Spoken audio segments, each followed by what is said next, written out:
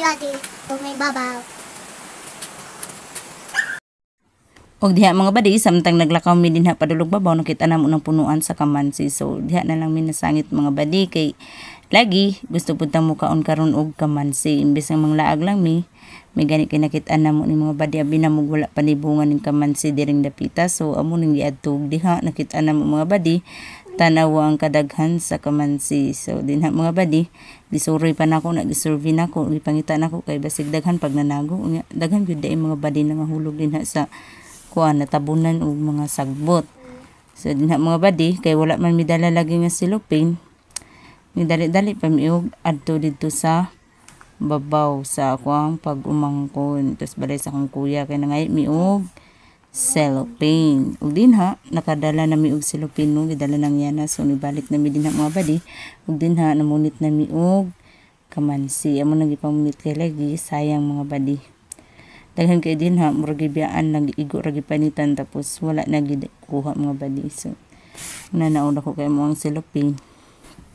Nya dinha mga badi, arte kay na ako ang badi-badi dinha no, di siya mugunit og kuan kay lagi daghan daw og ulod niya, hugaw daw. Nakaingon pa siya yaks ete.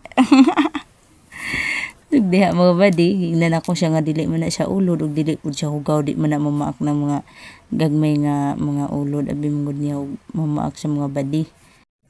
Mang diha mga badi naginahinay na pud siya og panit, gitry niya kay nakagunit naman pud siya og ulod, gilabay niya na pud niya. So anak ko dili man to siya ulod na kaya niya og ulod lagi tong nagpilit sa panit sa kamansi. So dinha mga badi nagtabang na pud siya. Ibang pili lang niya tong nindot og panit, dili siya tong lata na kay lagi mahadlok siya makagunit na pud siya atong gagmay nga ulod. So muna among nakuha mga badi. Pagkahuman din ha, mubalhin na pud taon niya og lain nga area kay lagi daghan na diha mga badi, pero wala na nako na video ang uban kay lagi gigunitan sa ko ang anak ang cellphone niya. Yan ang gitangag. Gara na siya nagtabang mga badi.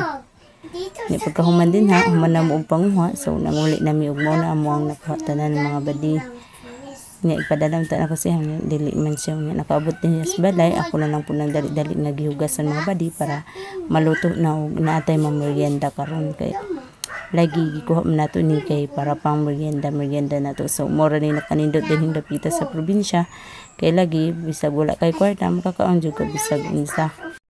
Basta kabalo lang ka mulakaw-lakaw bisag asa makakita ra jud ka.